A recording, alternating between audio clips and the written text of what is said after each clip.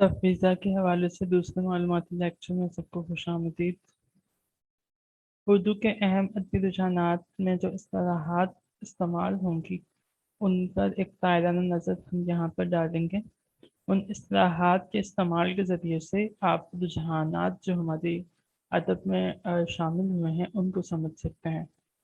यहाँ पर मैंने कोशिश की है कि मैं तारीख़ के अतबार से जो है उन इस्तिलाहात के इस्तेमाल भी आपको समझा सकूँ। यहाँ पर सबसे पहले हमें लफ्ज़ रुझान के मायने और मफ़हूम से आगाह होना हमारे लिए बहुत ज़रूरी है। लफ्ज़ रुझान के क्या मायने हैं? रुझान किसे कहते हैं? रुझान से क्या मुराद है? अगर हम लुग़वी मायनों की बात करें तो लफ्ज़ रुझान के लुग़वी मायने तबीयत या ज़हन का कुदरती या फ़िक्री झुकाव और रग़बत, तवज्जो और मिलान, ये इसके लुग़वी मायने हैं। तबीयत या ज़हन का कुदरती या फ़िक्री झुकाव। इस तसव्वुर की इब्तिदा लातीन में हुई। रुझान से मुराद वो ख़याल है जो किसी फ़र्द के शऊरी जहत में ख़ुद को ज़ाहिर करता है। रुझान की इब्तिदा एक ख़ास ज़हनी रवैये से होती है और फिर एक मख़सूस नहज पर एक अलग तर्ज या असलूब के ज़रिए रुझान फैलता है। यहाँ पर एक हम रुझान की सादा लफ्ज़ों में ये तारीफ़ कर सकते हैं, एक गैर-शऊरी ज़हनी रवैया जो बिना किसी अबलाग व तशहीर की मनसूबाबंदी के बगैर फ़र्द और अफ़राद में पैदा हो, रुझान कहलाता है। अनवर सदीद क्या लिखते हैं? तग़य्युर की ख़्वाहिश की तकरार लाशऊरी तौर पर उतबा और शोरा की तख़लीक़ात में भी होने लगे तो इसे बलूम रुझान का नाम दिया जाता है। हम सबसे पहले उर्दू के अंदर जो रुझान देखते हैं वो तसव्वुफ़ का रुझान है। जैसा कि हम जानते हैं कि उर्दू अदब की इब्तिदा दक्कन में हुई और दक्कन की जो शायरी है और दक्कन में जो नसर लिखी गई है वो सब की सब मज़हबी रंग में लिखी गई है। तो हम कह सकते हैं कि हमारे यहाँ सबसे पहले जिस रुझान की इब्तिदा हुई वो तसव्वुफ़ था, तसव्वुफ़ का रुझान था। अगर हम उर्दू शायरी के हवाले से देखें तो सबसे पहले हमारे पास सनत-ए-इहाम का इस्तेमाल है। इहाम के मायने वो लफ्ज़ जो मायने हो जिस पर शेर की बुनियाद रखी गई हो और इन दोनों में से एक मायने करीब हो और दूसरे बईद। अपने शेर में शायर की मुराद मायने बईद से हो, करीब से नहीं। यहाँ देखिए मिसाल में शब जो मस्जिद में जा फंसे मोमिन, शब जो मस्जिद में जा फंसे मोमिन, रात काटी खुदा खुदा करके। अब यहाँ पर एक मायने करीब है खुदा खुदा करके यानी इबादत करके, दूसरा है मायने मुश्किल के हैं। तो यहाँ पर शायर की मुराद मुश्किल के मायने से है। जब सनत-ए-हाम का इस्तेमाल बहुत ज़्यादा उर्दू शायरी में बढ़ गया तो फिर जो है मिर्ज़ा मसरत जानी जाना ने सादा शायरी की बुनियाद रखी, जिसे हम ताज़ा गोई के नाम से याद करते हैं। यानी इसकी तारीफ़ हम यूँ कर सकते हैं कि शायरी में सनत-ए-हाम को तर्क करके फ़ारसी शायरों के ततब्बा में ऐसा अंदाज़ शायरी इख्तियार किया जिससे हकीकी और मजाज़ी और हकीकी आशिकाना जज़्बात का इज़हार हो सके। खुदा तो अब तुझे सौंपा अरे दिल यहीं तक थी हमारी ज़िंदगानी, मिर्ज़ा मसरत जानी जाना जिन्होंने ताज़ा गोई की बुनियाद रखी, उनका ये शेर है।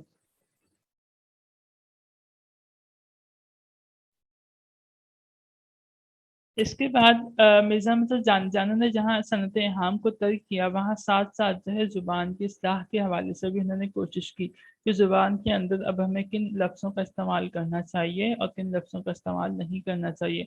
वली दक्कनी के असर से जो दक्कनी ज़ुबान की अल्फ़ाज़ और मुहावरे थे उनका इस्तेमाल तर्क करने की ख़्वाहिश का इज़हार किया गया था।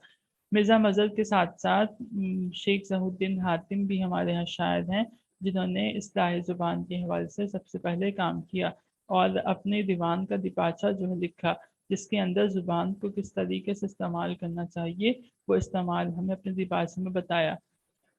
इस्लाह ज़ुबान के हवाले से दूसरा रुझान जो दूसरी बड़ी कोशिश जो दूसरी बड़ी तहरीक है, वो हमें लखनऊ में नासिक इमाम बख्श नासिक के यहाँ दिखाई देती है। इमाम बख्श नासिक ने अपने शागिर्दों के साथ मिलकर ये तहरीक चलाई थी कि उनका मकसद एक ये भी था कि दहली से जो है लखनऊ की ज़ुबान को अलग किया जाए, लखनऊ की ज़ुबान वालों को जो है दहली वालों की तरफ ना देखना पड़े और दूसरा मकसद जो है इससे हमारी ज़ुबान के अंदर बहुत सी सफाई भी हुई है। ऐसे अल्फाज को मतलूब करार देना जो दीवान ولی کے دیوان میں شامل ہوں یا پھر مقامی ہندی زبان سے شامل ہوئے ہوں اور جن کو سمجھنے سے عام قاری کو مشکل پیش آتی ہے یا پھر اب جو روزمرہ میں استعمال نہیں ہوتے. مثال کے طور پر سجن، شریکت، نین، موہن، سوں، ستی، آئیاں، جائیاں، سوں، موہن، برہا وغیرہ ایسے الفاظ کا استعمال جو ہے متروک قرار دیا گیا. اور بھی بہت سی اصلاحات کی گئی تو اس کو ہم کہتے ہیں اصلاح زبان. تسلیماتی حقیقت نگاری سے کیا مراد ہے؟ یہاں پر یاد رکھنا چاہیے تسلیماتی حقیقت نگاری جو ہے ایک تو ہے کہ جادوئی کے داروں کے ذریعے دنیا کی حقیقتوں کو بیان کرنا. یہ رجحان اگر ہمیں فورٹ ولیم کالج کی داستان اور طلسم ہو شربہ جو میر حمزہ کی داستان ہے اس میں اگر دکھائی دیتا ہے تو یہ تسلیماتی حقیقت نگاری کا رجحان ہمیں انتظار حسین کے افسانوں میں بھی دکھائی دیتا ہے. شخصی اظہار کا رجحان غالب کے خطوط میں ہمیں دکھائی دیتا ہے. اقلیت پسندی علی گڑھ تحریک کا رجحان ہے. اقلیت تلاش حقیقت کا مسلک ہے جو عقل ہی کی رہنمائی کو قابل اعتماد جانتا ہے اور اسی پر تکیہ کرتا ہے. یعنی جس چیز کو آپ کی عقل تسلیم کرے وہ ٹھیک ہے، جس کو عقل تسلیم نہ کرے اس کو عمدی تقلید اس کی نہ کی جائے. مدعا نویسی ہمارے یہاں وہیں سے آئی کہ ایسی تحریر لکھی جائے جو کسی مقصد کے تحت ہو اور جس میں بنا لمبی تمہید کے بغیر جو ہے موضوع کے مقصد کو بیان کر دیا جائے. یعنی جو بات دل سے نکلے وہ دل پر اثر کرے. نیچرل شاعری سے مراد ایسی شاعری ہے جو مانن لفظاً اور مانن دونوں حیثیتوں سے نیچر یعنی فطرت یا عادت کے موافق ہو. سادہ انداز نیچرل شاعری سے مراد یعنی ایسی شاعری جس میں مبالغہ نہ ہو، صاف اور سیدھی باتوں کو اس انداز سے بیان کیا جائے کہ لوگ سن کر لطف اندوز ہو سکیں. حال ہی کی شاعری میں گرمی سے تڑپ رہے تھے جاندار اور دھوپ میں تپ رہے تھے کوہسار، پھر لوٹ سی پری چمن میں اور آگ سی لگ رہی بن میں، بچوں کا ہوا تھا حال بحال، کملائے ہوئے تھے پھول سے گال. برخرد ان کی شاعر نظم ہے جو انہوں نے مشاہدے میں پڑھی تھی.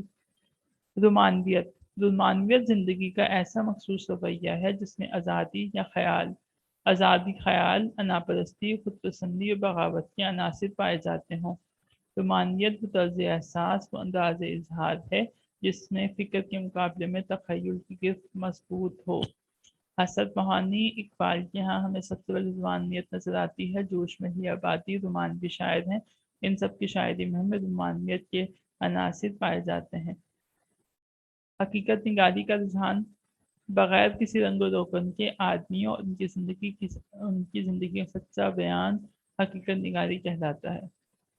علامتیت جو ہے حقیقت نگاری جہاں شاعری میں اور نثر میں بھی اس طرح سے علامتیت جو ہے یہ ہمیں جہاں پر شاعری میں دکھائی دیتی ہے نون نیم راشد کے ہاں اس کا استعمال ہے اور میرا جی، اختر ایمان، مجید امجد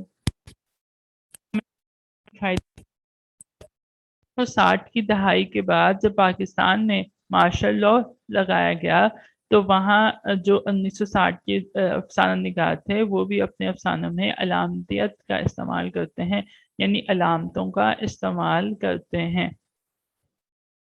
تو ایک تو ہمیں یہ جدید شاعری میں دکھائی دے گی علامتیت اور دوسرا ہمیں جدید افسانے جو کہ پاکستانی افسانے لکھے گئے ان میں علامتیت کا تصور بہت زیادہ دکھائی دے گا. تمثالیت سے مراد یعنی شاعر الفاظ کے ذریعے قاری کے ذہن کے پردے پر کو تصویر بنا دے تمثالیت کہلاتا ہے.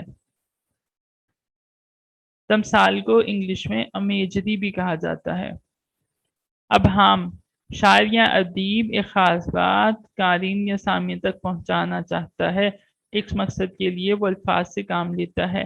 اگر اس کے فراہم کردہ الفاظ قاری کی سمجھ میں نہ آ سکیں تو ہم کہیں گے کہ شعر یا عبارت میں ابہام ہے، کیونکہ اس شعر سے معنی اخذ کرنا بہت زیادہ مشکل ہے.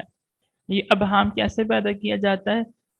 پیچیدہ مضمون ہوتا ہے یا پیچیدہ خیال، غلط الفاظ کی غلط ترتیب کا استعمال، ایسے الفاظ کا استعمال جس سے قاری نہ جانتا ہو، عام لوگ جس سے محروم ہو، کمزور گرفت موضوع پر یعنی موضوع پر اس کی گرفت مضبوط نہیں ہے، مطالعہ مشاہدے کی کمی یا پھر ناموس استعاروں یا علامتوں کا استعمال. قول محال سے مراد یہ ہے معنوی تضاد، اگر شعر کے اندر معنی اعتبار سے تضاد پایا جائے تو اسے قول محال کہا جاتا ہے. جیسے ملنا تیرا نہیں آسان تو سہل ہے، دشوار تو یہی ہے کہ دشوار بھی نہیں. غالب کا شعر. شعور کی روح ایک تکنیک ہے ہمارے پاس. مغرب کے اندر اس کی ایک تحریک تھی.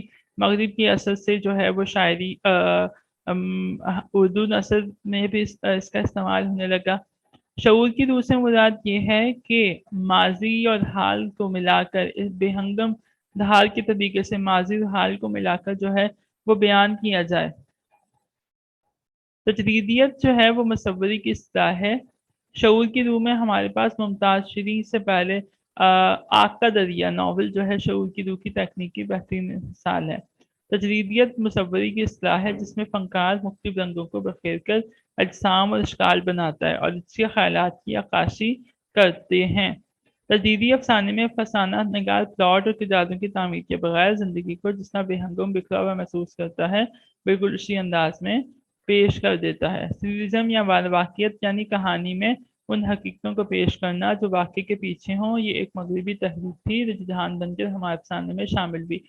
1932 میں یعنی ترقی پسند تحریک سے پہلے 1932 میں جو ہے انگارے کا ایک افسانوں کا ایک مجموعہ شائع ہوا تھا.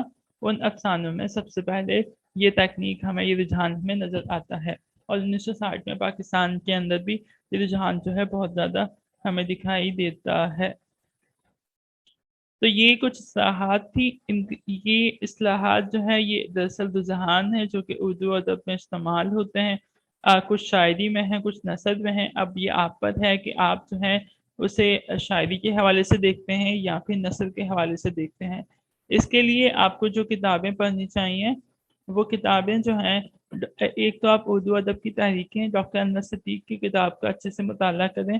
منظر اعظمی ایک رائٹر ہیں، انہوں نے جو ہے تحریک الرجحانات پر ایک کتاب لکھی ہے، اس کا جائزہ لیجئے. اور مختلف مضامین جو رائٹرز کے اوپر لکھے گئے ہیں اس تکنیک کے حوالے سے، ان کو پڑھنے سے آپ کو اچھے سے یہ تکنیک جو ہے وہ سمجھ آئیں گی اور یہ رجحانات کی سمجھ آ جائے گی. شکریہ.